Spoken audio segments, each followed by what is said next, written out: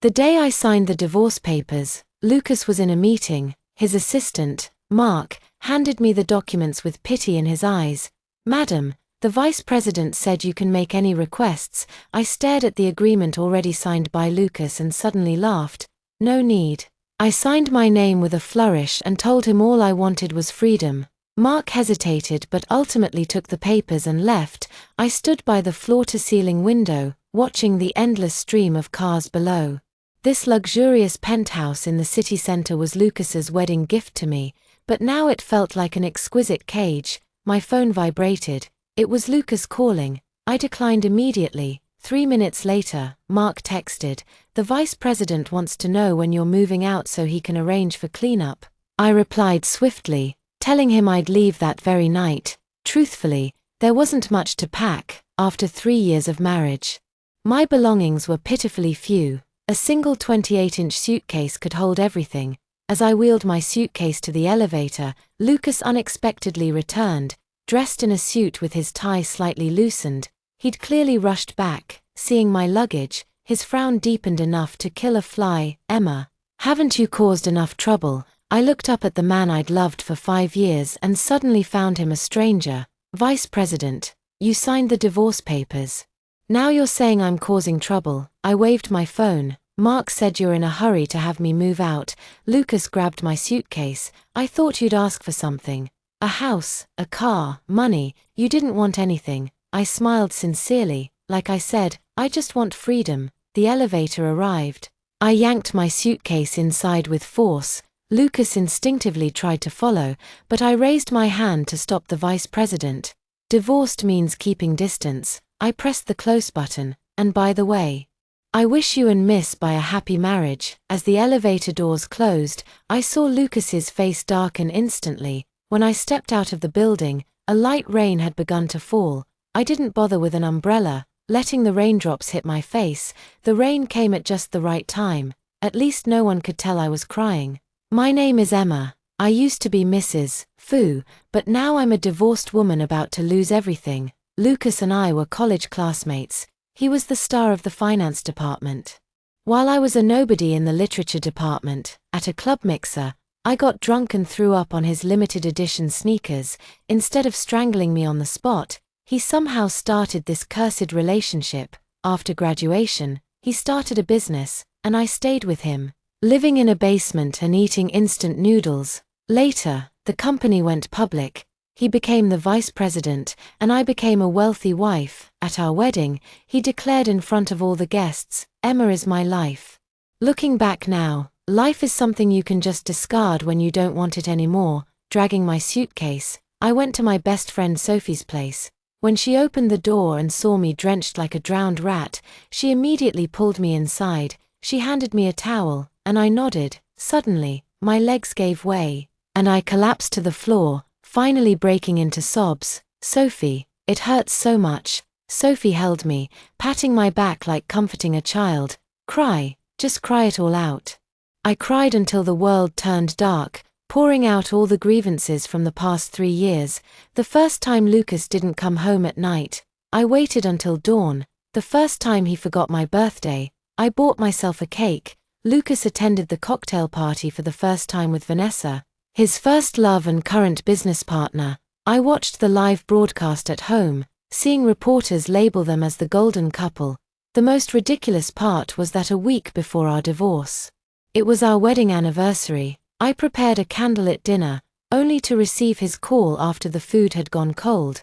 He said he was with a client and wouldn't be coming home. The next day, I saw on the financial news that his so-called client was actually a dinner with Vanessa at a high-end restaurant. "You should have left him long ago." Sophie gritted her teeth in anger. "Lucas is just a scumbag." I wiped my face and said, "Let's not talk about him. I'm planning to start over. First, by finding a job. Actually, there's already an opportunity." Sophie brightened up. "Our magazine is hiring an editor.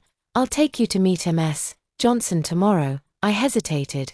"But I haven't worked since graduation. What's there to fear? You were the editor-in-chief of the university journal." M.S. Johnson reassured me. Sophie patted my shoulder. "Besides, you're a single woman now. Emma, not a wealthy housewife. Those words felt like a beam of light piercing my heart. Yes, from today onward. I'm just Ling WN. The interview the next day went surprisingly smoothly. After reviewing my portfolio, Ms. Johnson made the decision on the spot. Can you start next Monday? The salary might not be as high as you'd expect. No problem, I eagerly agreed. Stepping out of the magazine office building, the sunlight was exceptionally bright. I took a deep breath, feeling as if my whole body had lightened. Just then, a familiar black Maybach pulled up in front of me, the window rolled down, and Lucas's handsome face appeared before my eyes. Get in, I turned to leave, but he immediately got out of the car and grabbed my wrist. Emma, we need to talk. Talk about what? I shook off his hand. The divorce papers are already signed. Is the vice president having second thoughts? Lucas frowned. Why did you go for that interview? If you need money, you could have told me. I almost laughed out loud. Lucas, do you really think I can't survive without you? He pressed his lips together, silently confirming my words. I spoke slowly and deliberately. I don't want your money. I don't want your charity. From now on, you go your way, and I'll go mine. Lucas's eyes darkened. Is it because of Vanessa? I can explain. There's no need. I cut him off. I wish you happiness. With that, I turned and walked away. This time, he didn't stop me. In the evening, Sophie took me out for hot pot to celebrate my rebirth. We ordered the spiciest broth and ate until we were drenched in sweat. By the way, Sophie leaned in mysteriously and asked, do you know why Fu Cheng wanted to see you today? I was dipping tripe into the pot and replied, why else? His macho ego flared up again. Not worth mentioning. Sophie swiped open her phone to show me. Fuji Group's stock price plummeted this morning, with rumors attributing it to Lucas's divorce, as investors worried his emotional instability might affect decision-making.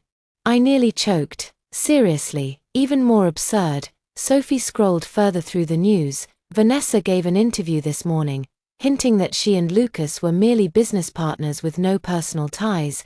I put down my chopsticks, suddenly feeling utterly hollow. So, in Lucas's eyes, I wasn't even a worthy opponent. Vanessa could effortlessly distance herself, while I had wasted 3 years of my youth over it. Stop overthinking it. Sophie poured me a full glass of beer. Cheers to a new beginning. I raised my glass, only to catch sight of a familiar figure standing at the entrance of the hot pot restaurant. As I tilted my head back, Lucas, dressed in casual clothes, was staring intently at me with a gaze I knew all too well.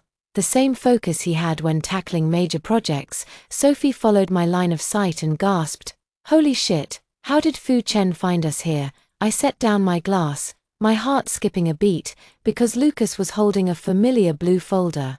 The startup proposal we had worked on together in college, with the goofy cartoon avatar I'd drawn on the cover. My throat tightened as I stared at it. Wanwan. Lucas stood by the table, his voice low. Can we talk alone? Sophie immediately stood up. I'll go to the restroom. She shot me a meaningful look and grabbed her bag, making a quick exit. Lucas pulled out a chair and sat down, sliding the folder toward me. I sneered, is the VP here to discuss business, or us? He opened the folder, revealing yellowed photos and old tickets, movie stubs from our college days, amusement park snapshots, and even an IOU I'd written him. I owe you, Lucas, a pair of sneakers worth 899 yuan. To be paid in installments of 50 per month with interest. One kiss. I slammed the folder shut. Are you serious? Digging up the past to mess with me? I just want you to remember, Lucas said, his gaze unwavering, how good we once were. Once. I repeated the word bitterly. You know it's all in the past. The hot pot bubbled and boiled, the spicy aroma stinging my eyes until they watered. Lucas suddenly reached out and wiped the corner of my eye with his thumb. Don't cry, he said. I dodged his hand. Lucas, what exactly do you want? He marked for a moment before finally speaking. I regret it. I nearly laughed out loud. Regret what? Signing too quickly, or regretting not making me sign a prenup in advance, regretting not cherishing you properly these past 3 years. The words were like a blunt knife, slowly slicing open my heart. I clenched my chopsticks tightly, my knuckles turning white. It's too late. I looked up at his father. Some things, once missed, are just missed. He stared at me, his gaze gradually turning cold. It's because of that photographer. I was stunned. What photographer? Last Friday at the cafe, you were chatting happily with a man, Lucas said darkly. He touched your hand. Only then did I remember. It was the magazine's photographer, Jason. We happened to run into each other at the cafe after the interview and chatted about work. You were following me. I couldn't believe it. Mark saw Fu Chen's expression remain unchanged. So you've moved on so quickly. I trembled with anger. Fu Chen, we're divorced. Who I'm with is none of your business. She abruptly stood up, the chair screeching against the floor, drawing the attention of nearby diners. Emma, he leaned in close, his voice dropping to a whisper. I signed the divorce papers. But don't think this is over. I glared up at him. Then what else do you want? He stared into my eyes, enunciating each word. I want to win you back. I froze in place as Lucas straightened up, pulling a few bills from his wallet and placing them on the table. This one's on me, he said before turning to leave. I sat there, my mind buzzing. Sophie crept back over sneakily. What happened? Did he confess? I shook my head. Worse than a confession. He said he's going to win me back. Sophie's eyes widened. Holy shit. The chasing the ex-wife to the crematorium trope. I grabbed my beer and took a big gulp, trying to calm down. Don't panic. Sophie patted me. Just treat it like a show and see how long he can keep it up. I smiled bitterly. Lucas was never one to put on an act. If he wanted something, he'd get it, including me. On Monday morning, as soon as I entered the magazine office, I received a huge bouquet of champagne roses. The card had only 2 words, I'm sorry, sigh. Colleagues glanced over curiously, but I expressionlessly tossed the flowers into the trash. At lunch, the receptionist called out, Editor Lin. Someone's here to see you. I thought it was Sophie, but when I went downstairs, I saw Lucas leaning against his car, holding a food container. Your favorite Cantonese takeout, he offered. Eat it while it's hot. I didn't take it. The VP has so much free time. Is the company going under? He wasn't annoyed. Instead, he laughed. Worried I'll go bankrupt. Don't worry, I've got enough to support you. Who needs your support? I turned to leave, but he followed. Then let me rephrase. May I treat you to lunch? I stopped in my tracks and turned to look at him. Lucas, what exactly do you want? I've already said it. His gaze was serious as he pursued me again. What makes you think I'd agree? Because you once loved me. Those words pierced my heart like a needle. I took a deep breath. That was in the past. The Lin Wan of today doesn't love you anymore. Lucas stared at me for a long time before suddenly smiling. It's fine. I'll make you fall in love with me again. He turned and walked away, his back straight as a pine tree. I stood there, my heart racing uncontrollably. Damn it, I still feel something for him. Clenching my fists, I returned to the office. But in the end, I didn't take anything. Sophie messaged me, asking, Lucas is up to his tricks again.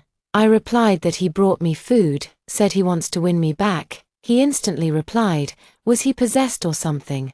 I smiled bitterly. Lucas has always been proud, never one to bow his head. Seeing him like this now only leaves me at a loss. During the afternoon meeting, Ms. Johnson suddenly announced that the next cover feature would be the CEO of Fuji Group, Lucas Kobayashi. The interview assignment goes to you. My pen clattered onto the desk. Ms. Johnson smiled. Aren't you the most familiar with business profiles? I shot a suspicious glance at Sophie, who shook her head frantically, signaling it wasn't her doing. After the meeting, I stopped Ms. Johnson. Could someone else take this? Lucas and I have some personal history. Ms. Johnson patted my shoulder. Kobayashi, professionalism leaves no room for personal grudges. Besides, she lowered her voice. The VP specifically requested you. My teeth clenched in frustration. Lucas was forcing me to face him. The interview was scheduled 3 days later at Fuji Group's headquarters. Dressed in my most formal suit, hair pulled into a severe ponytail, and wearing 5-inch heels, I marched into his domain like a soldier.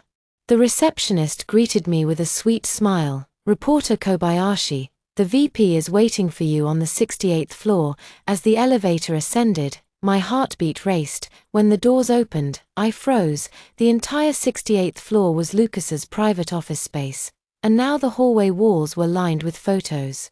All of us from university days. Lucas stood at the far end, sleeves of his white shirt rolled to the elbows, revealing toned forearms. He held 2 coffee cups, one Americano, one caramel macchiato. My college favorite. Welcome, he said, lips quirking. Trip down memory lane. Like it? I walked over with a cold expression. Vice President, please respect the work. He handed me the coffee. The interview can wait. Have lunch with me first. What if I say no? Then the exclusive interview is cancelled. He shrugged. I can afford the penalty anyway. I gritted my teeth. You're doing this on purpose. He smiled without a word, turned, and walked toward the dining area. I had no choice but to follow.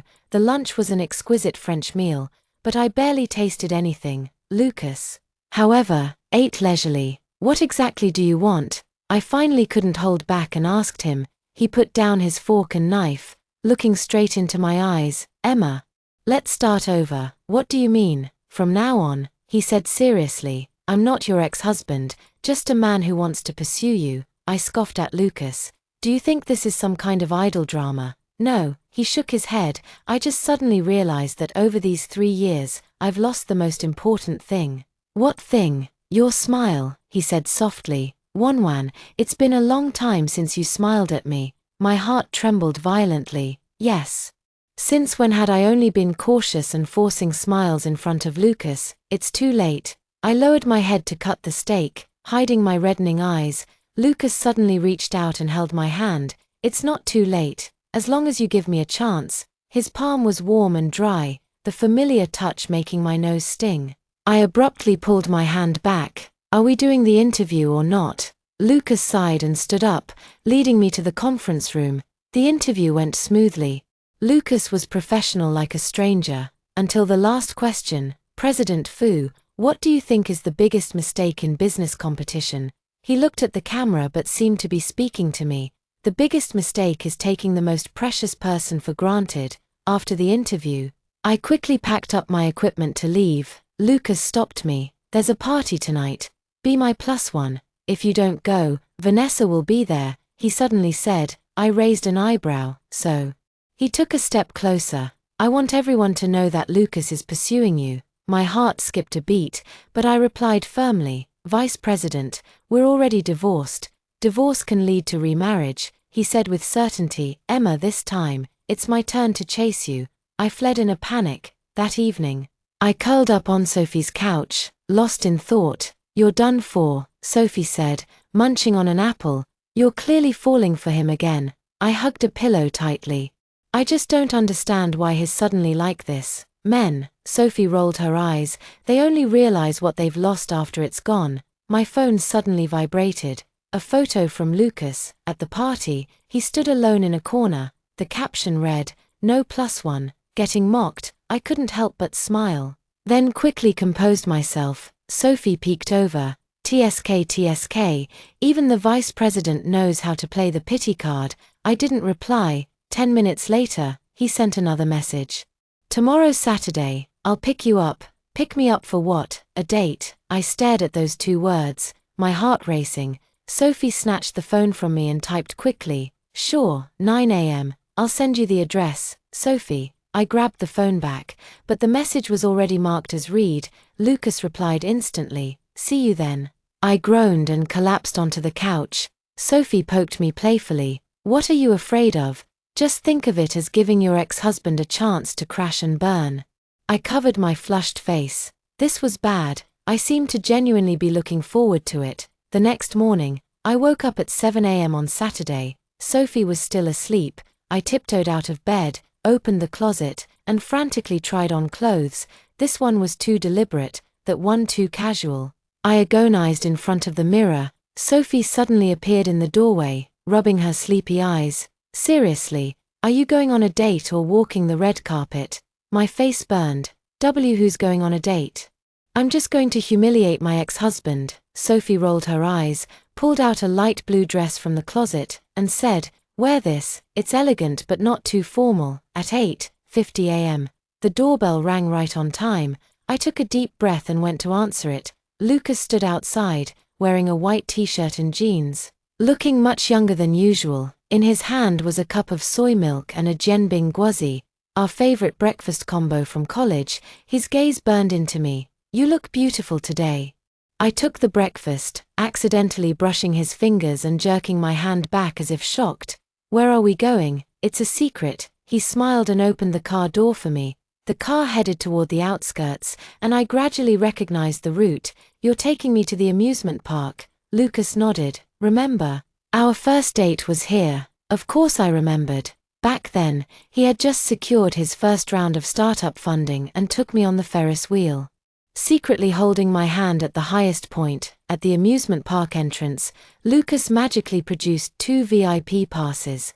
Today, we're going to try every ride. On the roller coaster, I screamed and grabbed his hand. In the haunted house, he took the chance to wrap his arm around my shoulder. In front of the carousel, he insisted on taking a selfie with me, holding up his phone. It felt like we were back in the simplest days of college. During lunch at the restaurant, Lucas suddenly said, "Wonwan, there's something I've always wanted to ask you." On the day of the divorce, he stared into my eyes. "Why didn't you ask for anything?" I stirred my drink. "Because those things were never what I wanted." "Then what do you want?" I looked up. "I wanted you to remember my birthday, to put down your phone when you came home for dinner." "To want you," my voice suddenly choked. "Forget it. There's no point saying this now." Lucas held my hand. "There is a point. Wonwan, give me another chance. I'll give you all of these." I pulled my hand back. "Lucas, love isn't like business where you can make up for losses by reinvesting." Mark paused for a moment, then suddenly took out a small box from his pocket. My heart skipped a beat. Could it be a ring? When opened, it revealed a key. "The apartment next to the company," he said softly. "I renovated it in the style you like." I was stunned. "What do you mean?" He looked straight into my eyes. "If you're willing to give me another chance, we can start over. If not," he hesitated, "then consider the apartment as compensation." I stood up angrily. "Lucas, do you really think an apartment can make up for 3 years of hurt?" Everyone around turned to look. Lucas hurriedly grabbed me. "That's not what I meant." "Then what did you mean?" I shook off his hand. "You suddenly treat me well, reminisce about the past, and now you're giving me a house. Lucas, what exactly do you take me for?" His eyes suddenly filled with hurt. "I take you as my wife." "Ex-wife," I corrected him. "You signed the divorce papers, and now you come back acting all sentimental. Don't you find that ridiculous?" Lucas turned pale. "Wonwan, I know I was wrong." Too late. I grabbed my bag and walked out. "Take me back." On the way back to the city, neither of us spoke. When the car stopped at Sophie's apartment, Lucas suddenly said, "Next Wednesday is your birthday." I froze. He actually remembered. "I booked a restaurant." "No need." I cut him off. "Stop doing these pointless things." I got out, slammed the door, and walked away without looking back. Back home, I collapsed on the sofa and cried uncontrollably. Sophie was at a loss. "What's wrong? Did he hurt you?" I shook my head and cried even harder. He remembered my birthday. He actually remembered. In 3 years of marriage, Lucas never once remembered my birthday. Now that we're divorced, he suddenly remembers. How ironic. In the evening, I received Lucas's text. "I'm sorry, I was too impatient today. But I'm serious. Wonwan, I won't give up." I didn't reply and tossed my phone aside. Unable to sleep in the middle of the night, I inexplicably opened the drawer and took out that treasured tin box, filled with memories of Lucas. On top was a yellowed note with his flamboyant handwriting. "An IOU to Emma. I owe you a hug, with interest being a kiss, and the repayment period is a lifetime." My tears fell onto the note. On Wednesday, my birthday, I took the day off, turned off my phone, and went with Sophie to Lin City for hot springs, determined not to see what tricks Fu Chen was up to. Sophie stretched out in the hot spring, while I shook my head with my eyes closed, not wanting to give him any false hope.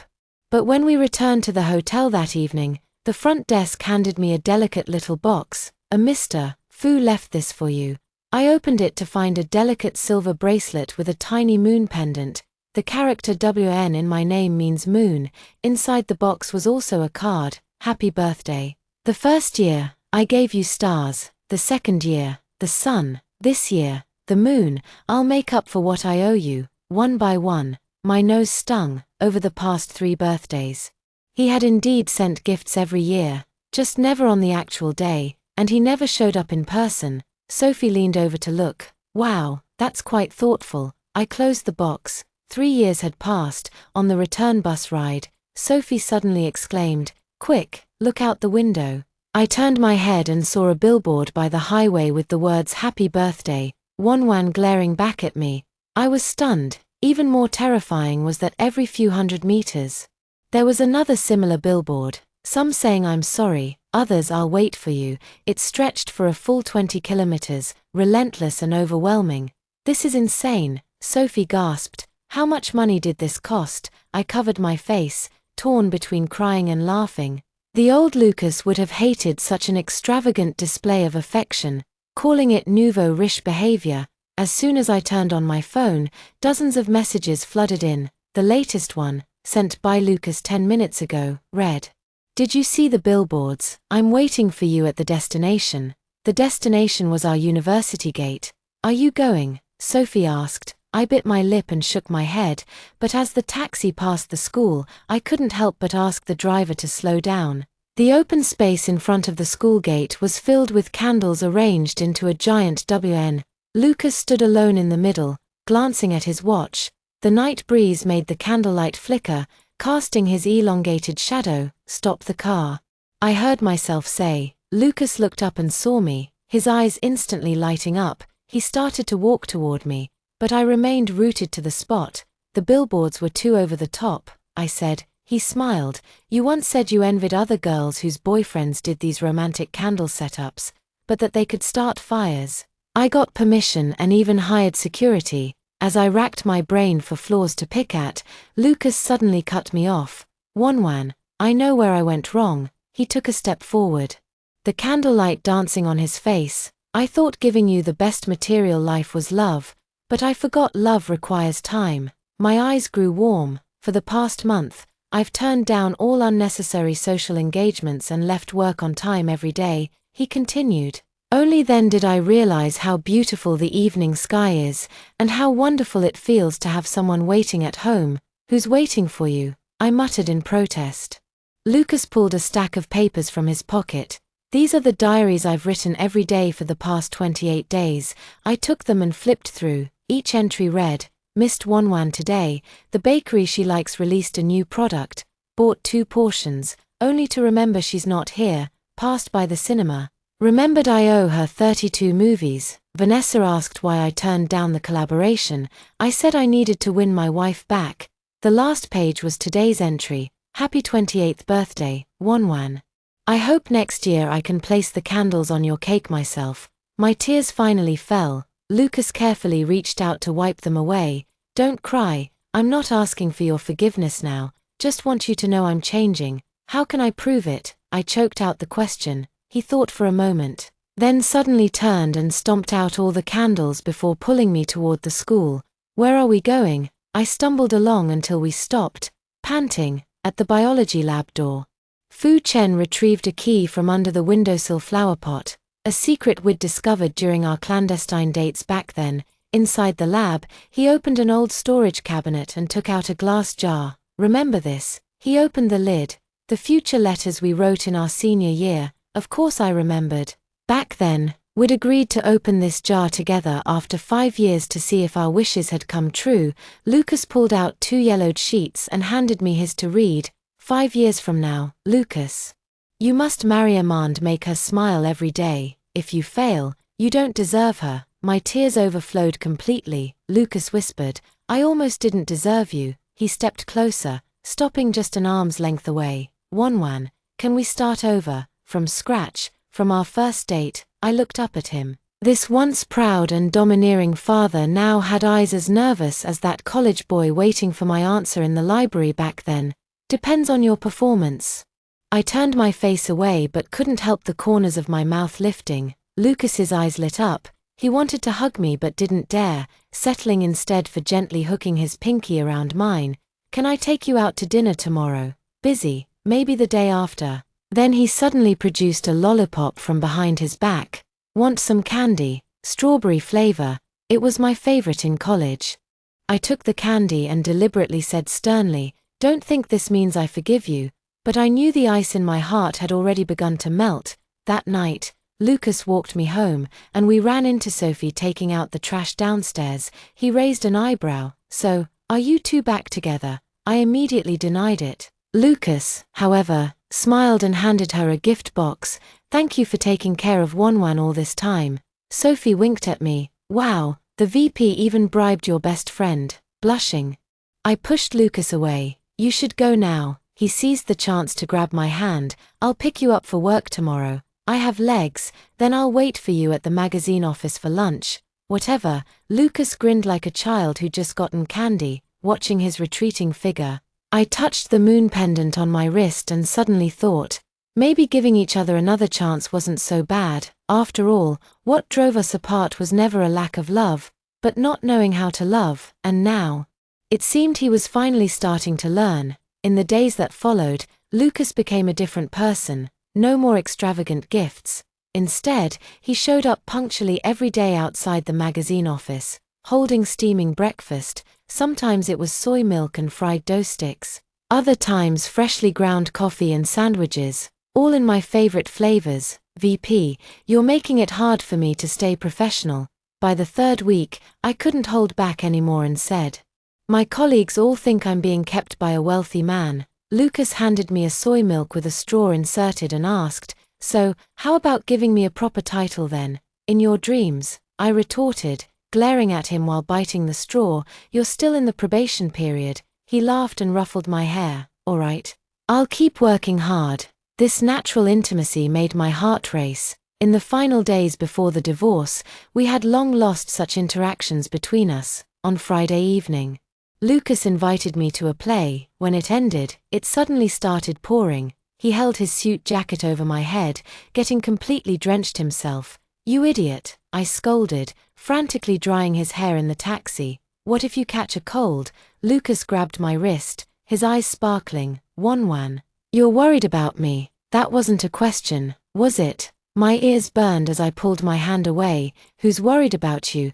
The next day, Lucas indeed came down with a fever. I was grocery shopping when I got a call from Mark. "Madam, the vice president has a fever of 39 degrees but refuses to go to the hospital." When I rushed to Lucas's apartment, he was curled up in bed, his face flushed unnaturally, yet he managed to smile when he saw me. "You came. Are you a 3-year-old?" I snapped, slamming the fever-reducing medicine onto the nightstand. "You didn't even try to avoid the rain." Lucas weakly tugged at my sleeve, "Because I wanted you to feel sorry for me." His shameless tone left me both exasperated and amused. I shook off his hand and went to the bathroom to fetch water, only to find 2 toothbrushes neatly placed on the sink.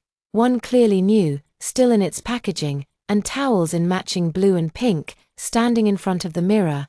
I suddenly realized Lucas had prepared all this long ago. He was waiting for me to come back. From the bedroom, his hoarse voice called out, "Wanwan." Sighing, I resignedly wet a towel and walked back to him.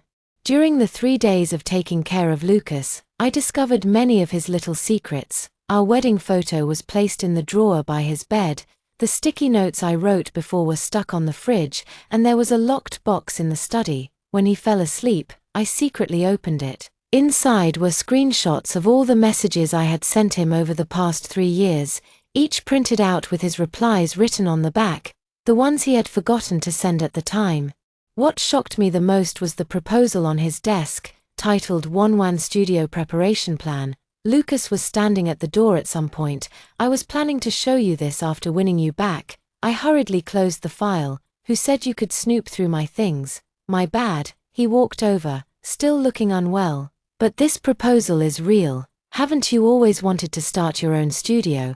I've even scouted the location." My nose stung. "Dad, I don't want your compensation." "It's not about compensation." He looked at me seriously. "It's about supporting Wanwan. I want you to do what you love." At that moment, all the defenses I had built up began to crumble. On the 4th morning, Lucas's fever finally broke. As I was about to leave, he suddenly hugged me from behind. "Don't go." His body warmth seeped through the fabric, and his heartbeat was clear and audible. I froze in place as I heard him whisper in my ear, "Wanwan, I think I've fallen in love with you all over again. Not that I still love you, but that I've fallen in love with you anew."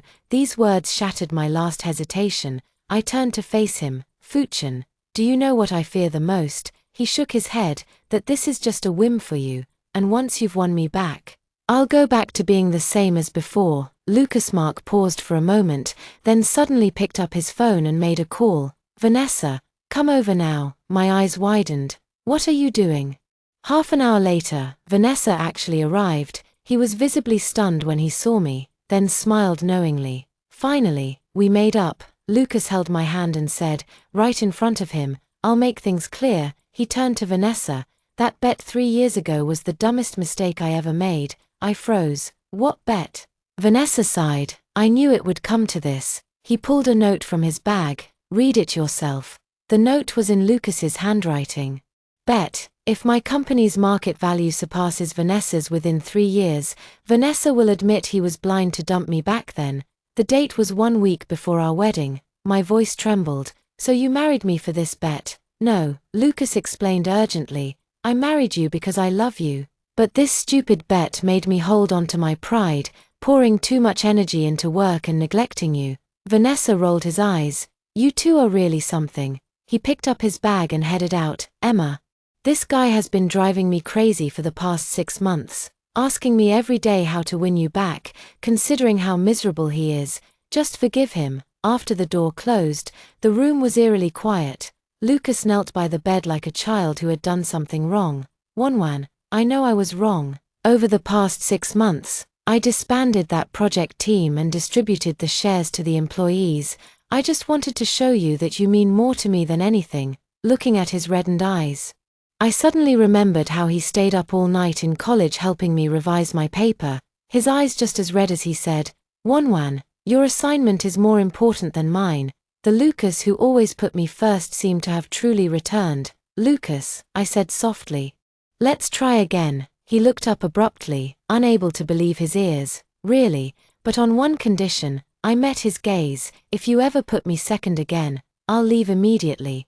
And I'll never look back." Lucas nodded solemnly before pulling me into a tight embrace. His heart pounding so hard it felt like it might leap out. I heard him whisper in my ear, "Thank you, Wonwan. This time, I won't mess it up." Outside the window, the early summer sunlight was just right. After getting back together with Lucas, time suddenly felt both slow and fast. Slow in the mornings when he lingered in the crook of my neck, refusing to get up, and fast as the day of our remarriage arrived in the blink of an eye. Yes, remarriage, on an otherwise ordinary weekend morning. After frying his 3rd sunny-side-up egg, he suddenly said, "Wonwan, let's get our marriage certificate." I was busy rescuing the bacon in the pan and didn't look up. "Didn't we already get one? It expired."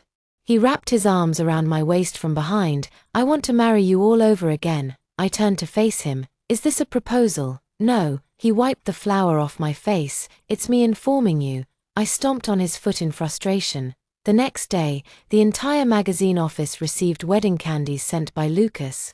Ms. Johnson smiled and approved my 3-day leave. "Go on, turn your ex-husband back into your husband." On the day we got our marriage certificate, Lucas dressed more formally than he did for a stock market listing. I deliberately wore a white t-shirt and jeans, and when he saw me, he actually cried, though it was just 2 tears. It's enough for me to tease him for 10 years. What do you know? With red ears, he argued defensively that they were tears of joy. We took a Polaroid photo in front of the Civil Affairs office and placed it next to the one from 5 years ago. Time has left its mark on both our faces. But Lucas said the light in my eyes has returned. That evening, Lucas mysteriously took me somewhere. When the car stopped in front of that familiar building, I froze. It was our old home, the penthouse I moved out of when we divorced, which he had renovated. Holding my hand, he led me upstairs, saying, "I hope you like it." The moment I pushed open the door, I was stunned. The once cold, modern style had been transformed into a warm Scandinavian aesthetic, the rattan furniture I loved. The half-collected ceramic decorations, even the fiddle-leaf fig plant I couldn't take with me on the balcony, everything was back. What shocked me most was that the study had been converted into a sunroom, with an easel and a sewing machine. Those were hobbies from my college days. abandoned later because they didn't suit the image of a wealthy wife. Do you like it? Lucas hugged me from behind. From now on, this will be your studio. I turned and buried my face in his chest. Tears soaking his shirt. Fu Chen, you've changed, for better or worse, for the dumber. I looked up at him. The old you would never have remembered these things. He kissed me and said, the old me was too stupid to know what truly mattered. In the 3rd month after our remarriage, I discovered I was pregnant. When the pregnancy test showed 2 lines, I sat on the toilet in a daze for half an hour. Lucas anxiously knocked on the door. Wanwan, are you okay? I opened the door and handed him the test. Lucas's expression shifted from worry to shock, finally settling on sheer joy. He picked me up and spun me around, then gently set me down. Could that hurt the baby? It's still just a bin right now. He fretted. I didn't know whether to laugh or cry. That night, Lucas lay on the bed talking to my belly for 2 hours straight, from self-introductions to company updates. He covered every detail. I kicked him lightly. He's just sleeping right now. Okay, early education matters, he declared righteously, then continued reciting the 3-character classic to my stomach. At 4 months pregnant, my design studio officially opened. True to his word, Lucas had bought and renovated the floor next to his company. The opening attracted many guests, including those society ladies who'd once mocked me. Seeing their awkward smiles, I suddenly realized I no longer cared. What's funny, Lucas leaned in, that I used to be so foolish. I rested my head on his shoulder. I actually thought their approval mattered. Lucas kissed my hair. Mrs. Fu only needs to be herself now. During my 3rd trimester, Lucas cancelled all social engagements to come home punctually every day and massage my swollen feet. One midnight I woke hungry to find his side empty. The kitchen glowed warm yellow where Lucas frantically followed a noodle recipe, the counter littered with pasta and eggshells. What are you doing? I waddled over. He jumped. Did I wake you? Then sheepishly pointed at the pot, trying to make you midnight snacks. Seeing his burnt noodles and haphazardly chopped scallions, I suddenly burst into tears. What's wrong? Are you feeling unwell? Fu Chen nervously wiped away my tears. I shook my head and hugged his slightly rounded waist. Lucas, I'm so happy. He sighed in relief and hugged me back. Ching ching. This is just the beginning. A week before the due date, Lucas was so anxious he couldn't sleep. At 3 a.m., he suddenly shook me awake. Wanwan, I thought of a great name, he said, half asleep. I asked, what, if it's a girl? We'll name her Fu Nyanwan. If it's a boy, Fu Muwanking. His eyes sparkled like stars. What do you think? I froze for a few seconds before suddenly bursting into tears. Lucas flusteredly tried to comfort me. In the end, we hugged and laughed together, planning our future as a family of 3 under the moonlight in the early hours. I once thought broken mirrors couldn't be mended, but now I know, some relationships aren't shattered, they just need to be polished anew, and Lucas and I are learning to be each other's best craftsmen. On the day of delivery, Lucas was so frantic outside the delivery room that he nearly wore a hole in the hospital hallway floor when the nurse came out carrying a wailing newborn. This man who dominated the business world was so weak in the knees he couldn't stand up. My dad had to support him as he went to see her. Congratulations, it's a little princess. With trembling hands, Fu took the tiny, wrinkled bundle, his tears falling directly onto the swaddle. Nyanwan, I'm your dad. As I was wheeled out on the gurney, this was the scene I saw. Lucas holding the baby and crying like a fool, while my mom filmed it for her social media. My husband Lucas rushed to me the moment he saw me, tears still on his face. Let's never have another child. It hurts too much, I smiled weakly. It wasn't you who went through the pain, but it hurts me to see you suffer. He kissed my sweaty forehead. 1 is enough. Our little family of 3 is perfect. It wasn't until later that I learned during the 4 hours of my labor, Lucas had voided 3 contracts, smashed 2 phones, and nearly got into an argument with a passing cleaning lady because her mop cart passed in front of him too many times. During my postpartum confinement, Lucas moved the company home, holding daily morning meetings by the crib where executives had to whisper their reports, afraid of waking little Nyanwan. One day, after I finished breastfeeding, I came out to find several suited vice presidents making funny faces and dancing around the cradle while Lucas recorded the whole scene on his phone. "What are you all doing?" I asked, torn between laughter and tears. The marketing director blushed, and a VP explained, "Whoever can make the young lady laugh gets a 10% budget increase next quarter." Little Nyanwen was exceptionally cooperative.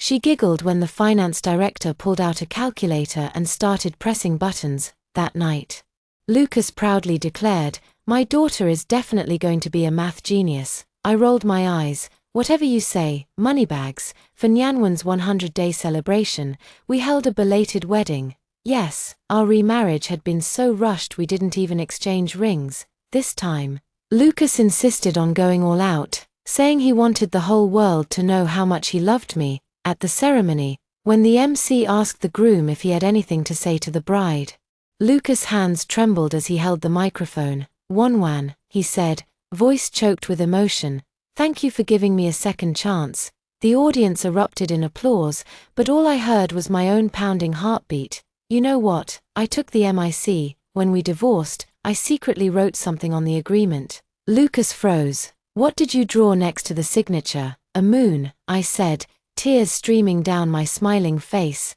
"Our code. It meant I was still waiting for you." Lucas suddenly pulled me into a crushing embrace amid the crowd's cheers, kissing me so fiercely I could barely breathe. Later, that kiss became a meme that circulated in our social circle for ages.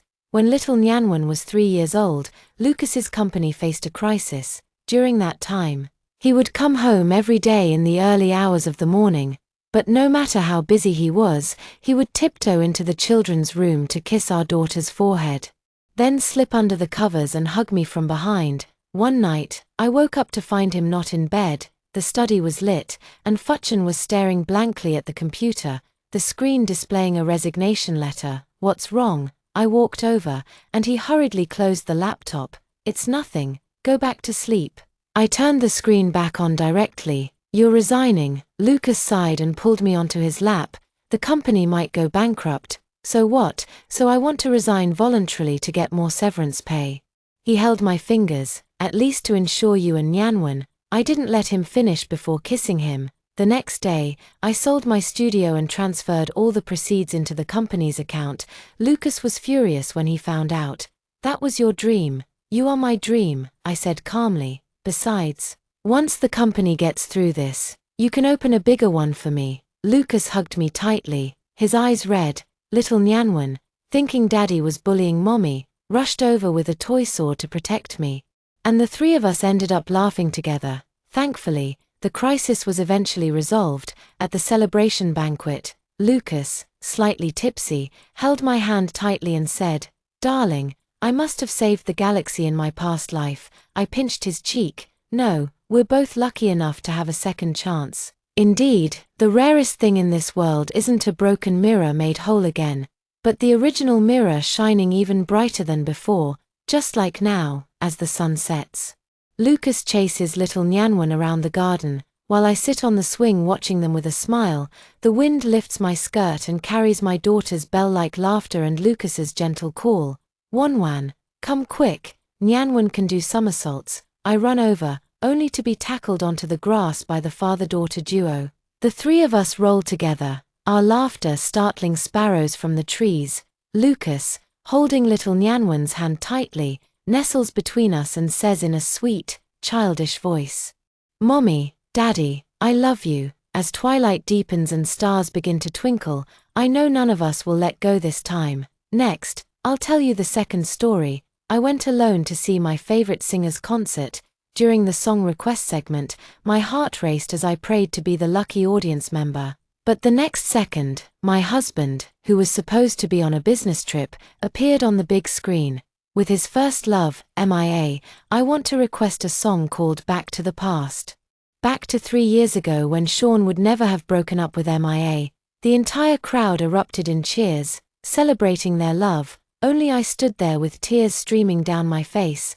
Next time during the song request segment, I saw my tear-swollen face appear on the big screen. I'll also request a song about going back to the past, back to when I would never have agreed to Sean's proposal. Before the words had even left my mouth, My phone rang. I picked it up and glanced at the screen. It was a call from Sean. I pressed decline. When I looked up again, my face was still on the big screen. I flashed a flawless smile. Sean, I've agreed to divorce you. See you at the Civil Affairs Bureau at 9 a.m. on Monday. Whispers surrounded me, and some gossip mongers had already approached to comfort me. The little girl handed me a tissue, looking at me with pity. Sister, a scumbag isn't worth your tears. After thanking her, I wiped away my tears and sang along with the singer through the entire song. Back to the past. For the duration of the song, my mind was filled with Sean's expression when he broke up with me a few days ago.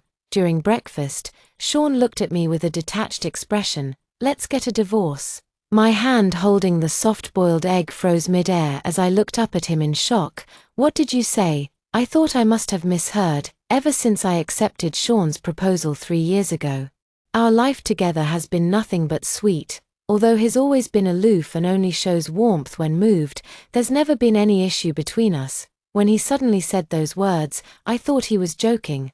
But Sean looked at me with complete seriousness. Let's get divorced. I'm tired of this life. I didn't respond. And he let out a bitter laugh. From that day on, Sean never came home again. And every time I called him, he said he was out of town. Later, I found out that the singer I had liked for over a decade was coming to my city for a concert, so I messaged him to come with me, but he refused, saying he had to go on a business trip out of town. Little did I know, he was actually accompanying someone else to the concert. I recognized the woman by his side. She's in his classmate directory. The directory also has photos of him with other girls, but in those he always purses his lips tightly, looking aloof.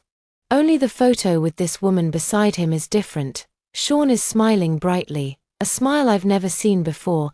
After seeing the woman with him today, I realized he isn't always cold. In front of someone he likes, he smiles with genuine happiness. After leaving the concert, I saw a familiar face at the entrance. It was Sean, his expression one of awkwardness at being caught.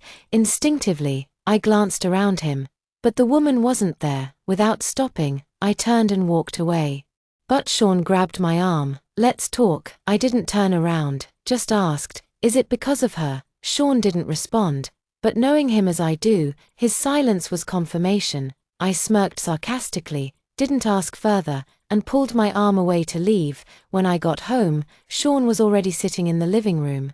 I looked at this man in surprise, who hadn't come home for over 10 days. The puzzled words blurted out, "Don't you need to take her home?" Sean's brows furrowed almost imperceptibly. But he didn't respond. I suddenly realized my question was too abrupt, so I didn't press further. As I turned to go wash up, Sean's voice came, "It's not because of her." His words might have been nonsensical, but I understood what he meant. Sean was saying that his divorce from me wasn't because of MIA. But none of that matters anymore. I don't want a man who's been tainted. You'll sleep in the guest room. I returned to the master bedroom and locked the door before the tears I had been holding back slowly began to fall.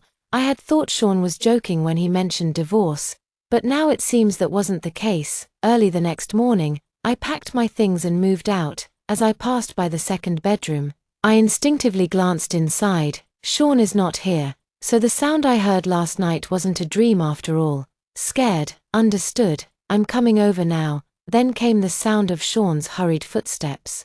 He just stood in the master bedroom for a long time before leaving as he passed by, but in the 3 years I've been married to Sean, he's never lost his composure like this over anything concerning me. That time when I was out socializing and encountered harassment, I immediately called him for help, but his voice was indifferent. "Sean, you should learn to grow up. You can handle this kind of thing on your own. My time is precious. Don't call me again for such trivial matters." Last night I tried to convince myself it was just a dream, but seeing the guest room now, I can no longer deceive myself. After burying my sorrow deep inside, I moved all my belongings to the small apartment I had before marriage. But I never expected that on Monday morning at the Civil Affairs Bureau, Sean didn't show up. I called Sean directly, but no one answered. I refused to give up and called him countless times until the call finally went through. "Why didn't you come?"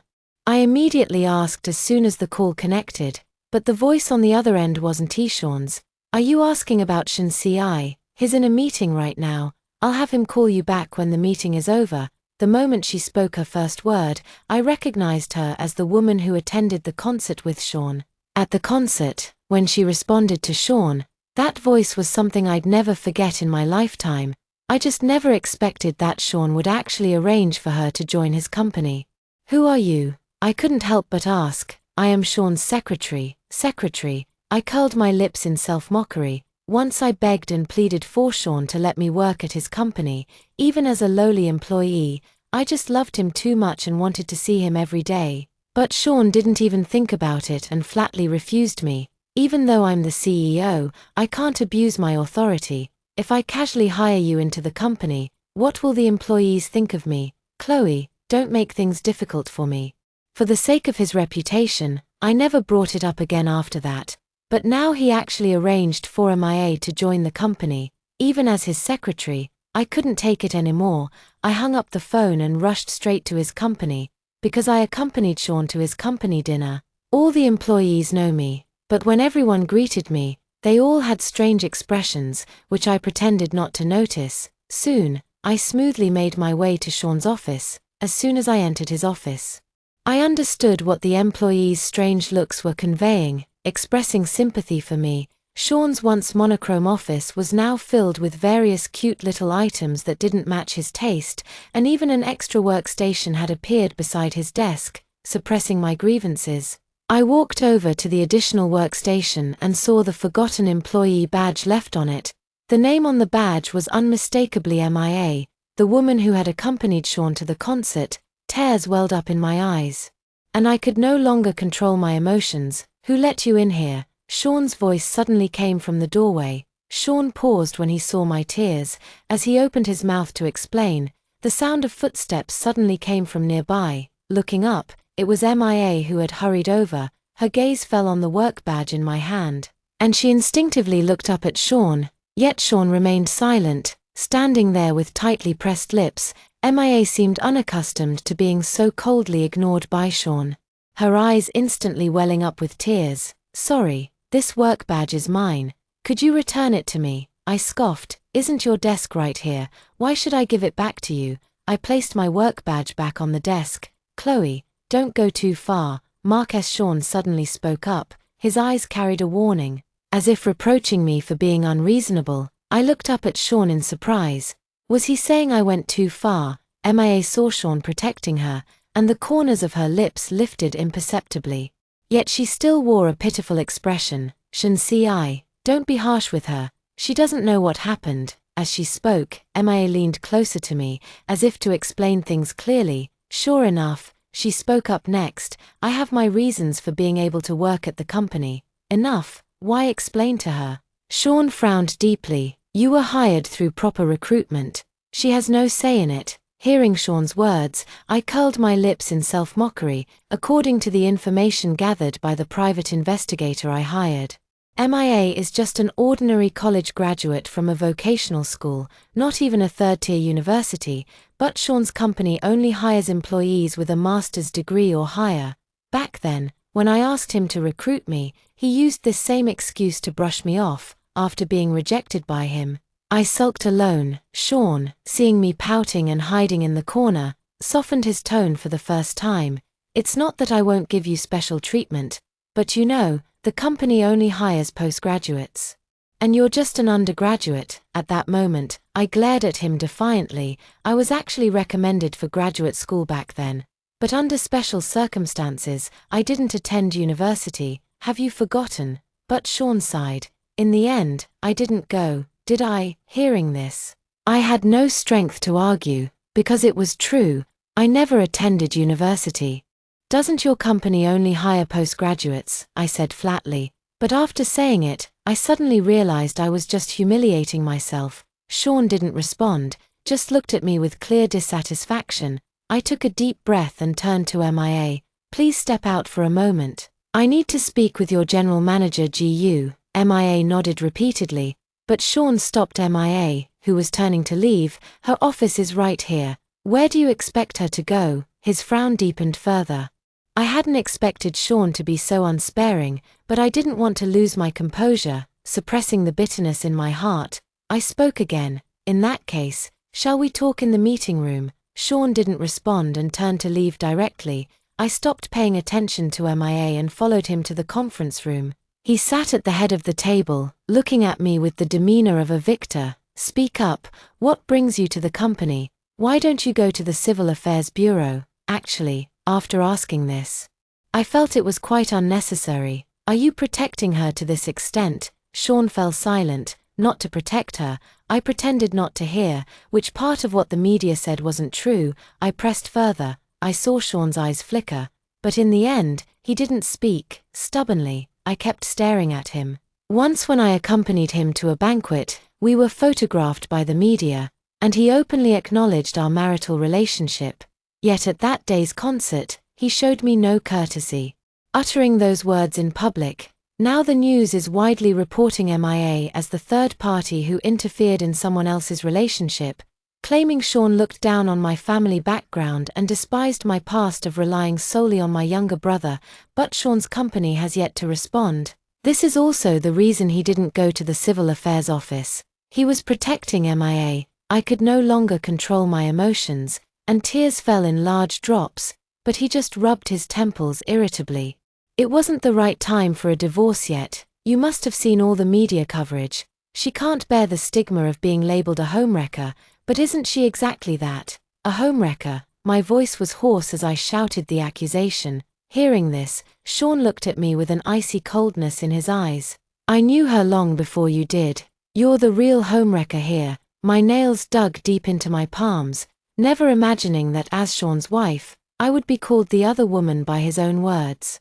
I believe you'll cooperate with the company's PR. After all, your younger brother still needs ongoing treatment, doesn't he? I stood frozen, tears clinging to the corners of my eyes, looking at him in disbelief. He knew perfectly well that my brother was my only family. Yet he actually used my leukemia-stricken brother to threaten me.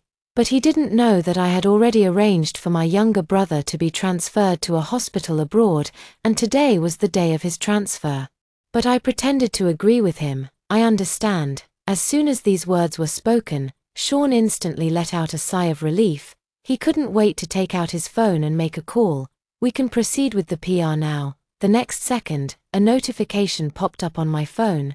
President GU and his wife never officially registered their marriage and have already parted ways amicably. MIA is President Gu's legitimate girlfriend. I let out a mocking laugh. I'll find the best doctor for your brother. Sean seemed to be comforting me. I paid no attention, my mind made up. That evening, while Sean was having a candlelit dinner with MIA, I left divorce papers for Sean and posted our marriage certificate online with the caption, Mr. GU said, the one who is not loved is the third party. Then, I directly turned off my phone and boarded a plane abroad with my younger brother, in the most upscale restaurant downtown. MIA, who was having dinner with Sean, felt restless all the time. He always felt an inexplicable irritation. MIA noticed his reaction and thought Sean was still worried about the trending topic. She spoke softly, her voice gentle. Shin-chan, why are you still upset? Wasn't the trending issue resolved? Mia's words brought Sean back to reality. Yet he didn't respond to MIA as usual, his brow still furrowed. A minute later, Sean's phone rang. MIA frowned almost imperceptibly, her mind restless with irritation. She thought I was deliberately interrupting her date with Sean. Sean let out a sigh of relief the moment he heard his phone ring. At this hour, the only person who could be calling him was me. He picked up the phone with feigned impatience, then froze when he saw the caller ID. It was actually his assistant calling. Is it Chloe? MIA asked impatiently. Didn't you already settle things with her? Why is she still making a fuss? MIA complained. Sean ignored her and answered the call directly. What is it, President GU? You need to check online right away. MIA immediately recognized the voice on the other end of the phone as Sean's assistant. She let out an awkward laugh, never expecting that it wasn't actually her who was harassing them. Sean quickly went online to check the trending topics and saw the marriage certificate I posted, marked with a hot label. For some reason, instead of getting angry, he actually felt relieved. MIA saw through Sean's every little move clearly. She bit her lower lip tightly, staring at Sean with unwillingness.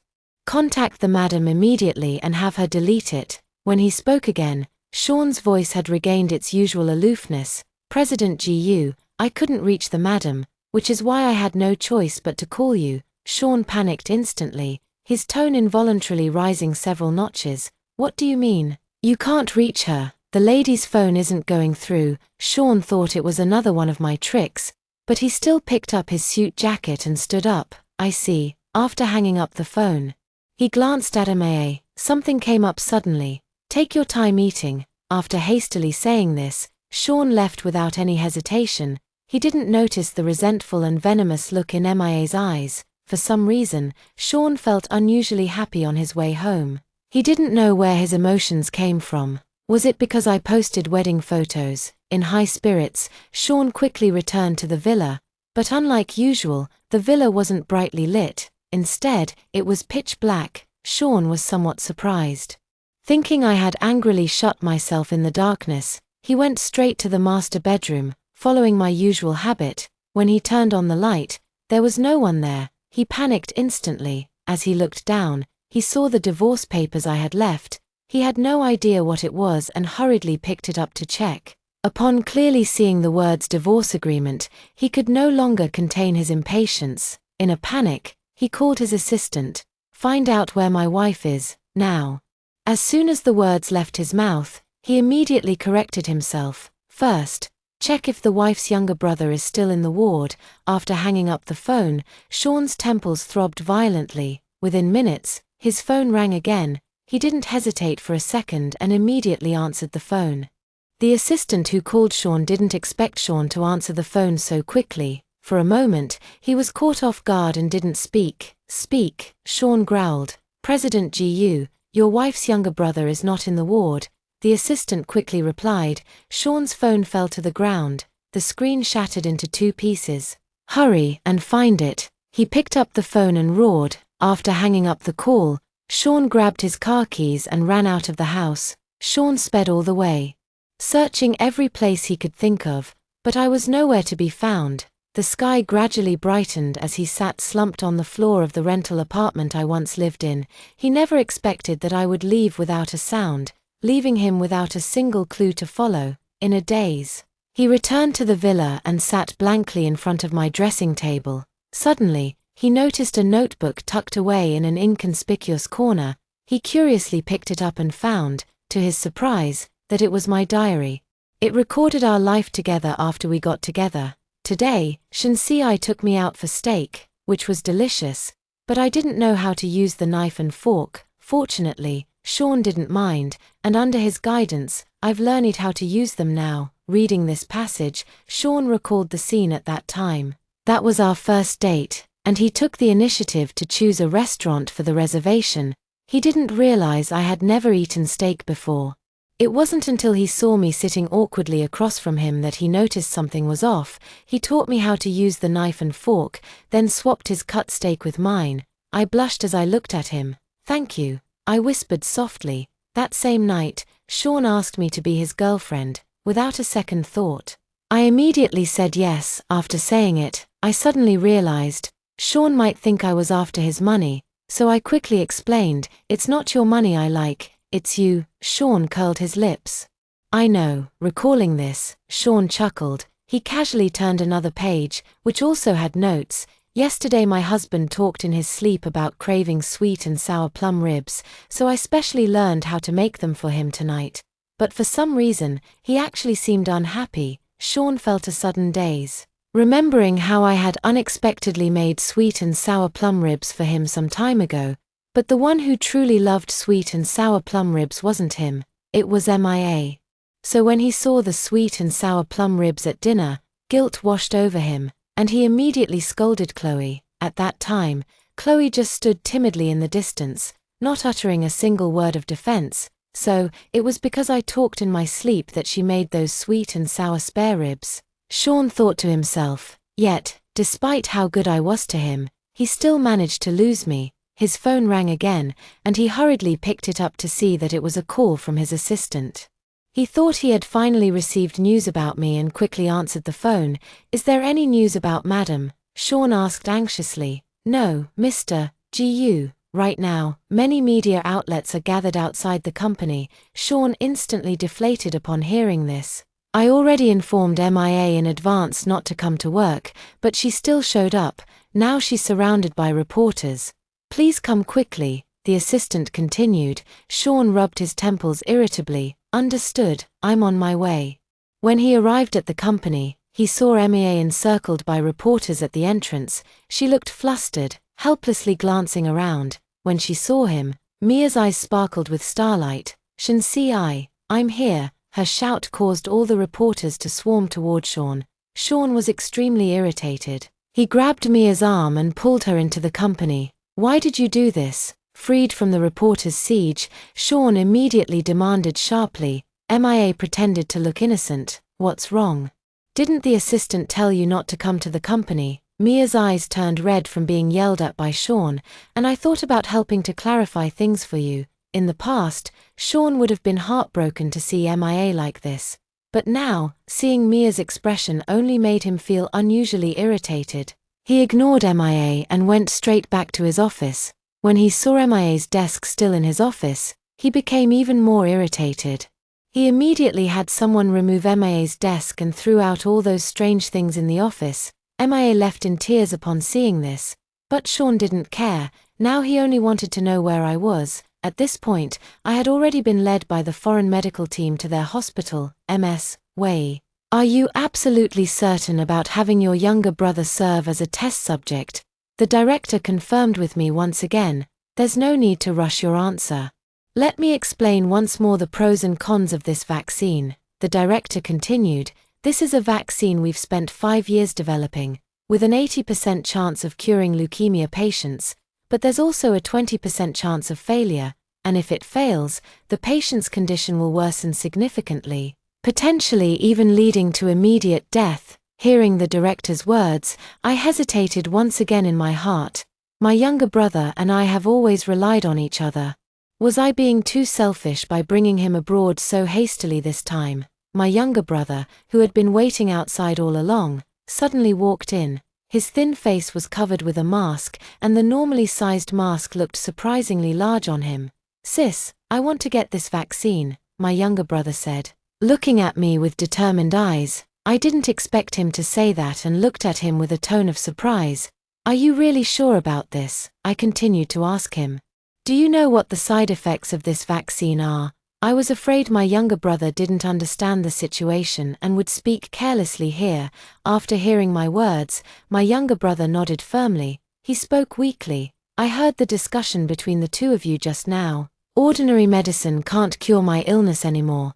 Can it? We're all going to die sooner or later. Might as well take a chance. A bitter smile appeared on his face. I looked at him despairingly and whispered, I'm sorry. Your sister is too useless. But my younger brother shook his head. My sister is the person who treats me best in the world, and this vaccine is free, isn't it? Hearing my younger brother's words, a pang of sorrow welled up in my heart. So he knew all along. Knew that the hospital expenses back then were all paid by Sean. My sister no longer has to lower herself and beg that man for money. My brother's words reminded me of when I first met Sean. I met Sean when we were both entrepreneurs making donations to the hospital. At that time, my brother had just been diagnosed with leukemia, and penniless, I knelt before Sean, begging him to save my brother. After he investigated and clarified the situation, he genuinely helped us. But after I confirmed our relationship, my younger brother was moved to a better single room. No, I wanted to explain, but my brother didn't give me the chance. He turned to look at the director. His gaze firm. Director, I'm already an adult. I can make my own decisions. I'm sure I want to get this vaccine. But the director instinctively looked at me, not daring to easily agree to my younger brother's request, seeing that my brother had already made up his mind. I stopped trying to dissuade him and nodded at the director. The next day, my younger brother was wheeled into the operating room. A month later, I returned to my home country, standing beside my now recovered brother, Sis. The air back home is so fresh too, my brother remarked with emotion. I understood the meaning behind his words. He was always in poor health when he was in the country, feeling gloomy and depressed, which prevented him from truly experiencing the atmosphere back home. now that his leukemia has been cured. His mood has improved as well." I smiled as I looked at him. I took out my phone to check the time. When the international time hits 12. "The director will announce the research findings this time. My younger brother, as the subject of the experiment, will also be made public. By then, Sean will definitely see this and know our whereabouts. But none of that matters. What's important is my brother's health." With the payment given by the director, I rented a 2-bedroom apartment for my brother and me, and we moved in just like that. My brother and I had no luggage. We didn't bring anything when we went abroad, so naturally, we returned empty-handed. If I really had to say what I brought back a healthy brother. At 12 o'clock international time, the vaccine was made public. After the media discovered that my brother was the test subject, they began frantically digging up information about him. But I never expected that the first one to find us would be Sean. When I came back from grocery shopping with my younger brother in the evening and saw Sean standing at the door, I instinctively stopped in my tracks. Noticing my unusual reaction, my younger brother quickly came over to check on me. Upon seeing the person at the door, he immediately positioned himself protectively behind me. Sean ignored his brother, keeping his gaze fixed on me. "You're not welcome here, leave." The younger brother shouted sharply at Sean. Only then did Sean reluctantly shift his gaze to his brother. "Your spirits do seem better. That vaccine really works," Sean remarked. The younger brother snorted coldly. "None of your business," Sean tutted. "Who do you think you owe for lasting until the vaccine came out?" The younger brother deflated but still shielded me from harm. I patted my younger brother on the shoulder. "I'm fine. You go in first." My brother hesitated, looking at me. Only after I gave him a firm nod did he finally leave, turning back every few steps. "I have time tomorrow to get the divorce certificate," I said calmly, but Sean frowned at my words. "Who said I want to divorce you?" I scoffed coldly, his words sounding like a joke to me. Sean seemed to recall something from the past, awkwardly rubbing his nose. "Chow chow, aren't you going to invite me in?" Sean suddenly said. I shook my head. There was no need for that. Besides, I'm not used to strangers entering my home. "I didn't sign the divorce agreement," Sean suddenly said. I looked at him in surprise, not understanding what he meant. "Jiao Jiao, after all, I'm somewhat your brother's savior." I couldn't argue and eventually let Sean into the house. As soon as we entered, my brother stared at Sean with a hostile gaze.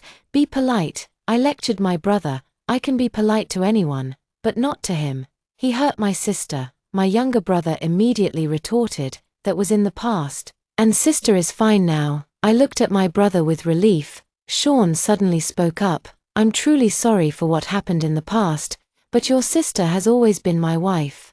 I'll wait for the day you willingly call me brother-in-law." My younger brother snorted coldly and rolled his eyes at Sean. He turned and went into the kitchen to start cooking.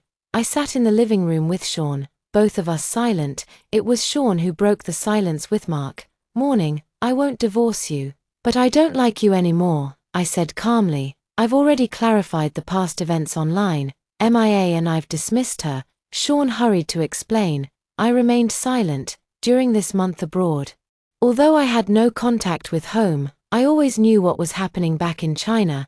The day after I left, Sean issued a statement acknowledging our marital relationship and admitting that he had been led astray before.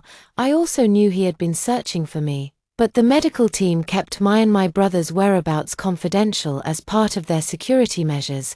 When we first went abroad, it was also the medical team that arranged for a private plane. "Honey, will you forgive me?" Hearing his words, my heart ached as if being torn apart. Back when we were together, Sean always maintained an aloof demeanor. I always called him hubby, yet he consistently addressed me by my name Chloe. Later, I couldn't stand it anymore and protested. "Sean," but he helplessly called me wife.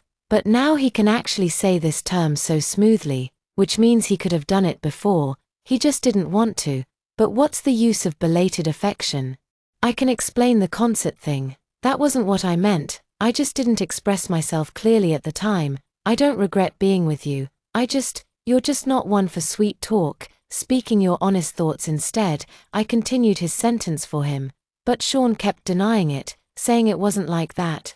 It was just the atmosphere at the time that led him to blurt out those words unconsciously. Hearing his explanation, I found it incredibly amusing. The atmosphere is so important. It can change the personality of someone who's always been aloof. I don't want to expose him, nor do I want to hear his explanations anymore. I know exactly what's on your mind, and so do you, I said softly. Sean, let's part on good terms. I'm asking for a divorce again. But Sean wouldn't let it go. He tightly gripped both of my hands, looking at me with a pained expression. I really didn't mean it that way, Sean choked out. I tried to pull my hands away. But Sean's grip was too strong. I couldn't break free no matter how hard I tried. My younger brother, who had been watching the situation in the living room the whole time, immediately rushed over and separated our hands. "Gu, I'm warning you. Stay away from my sister. Don't think I won't hit you. If you make my sister angry again, I won't hold back," Sean threatened. I tugged at my brother's sleeve, signaling him not to act impulsively, even though Sean's company shares have dropped this month. "We still can't afford the compensation if he gets injured." My younger brother, like a newborn calf unafraid of tigers, continued to glare at Sean. Sean looked at me with a miserable expression, and I lowered my head to avoid his gaze. The food in a household like ours is probably beneath Mr. Gu's standards. "So we won't keep you for dinner," I said softly. My brother caught the underlying meaning in my words and immediately kicked Sean out.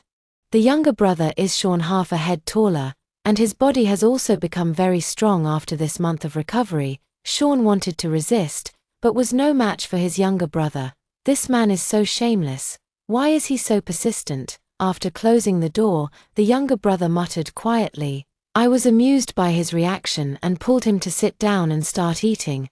Early the next morning, there was a knock at the door. Standing outside was none other than MIA. I looked at her in surprise, never expecting her to come to my door. "What's the matter?" I hadn't finished speaking. MIA pulled out a knife and stabbed at me.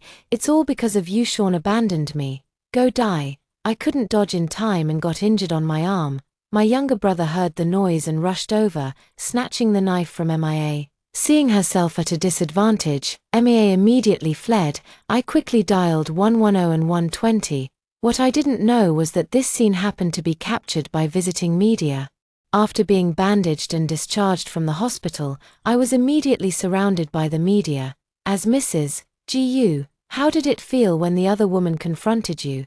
And is it true that your younger brother received the first dose of the experimental vaccine?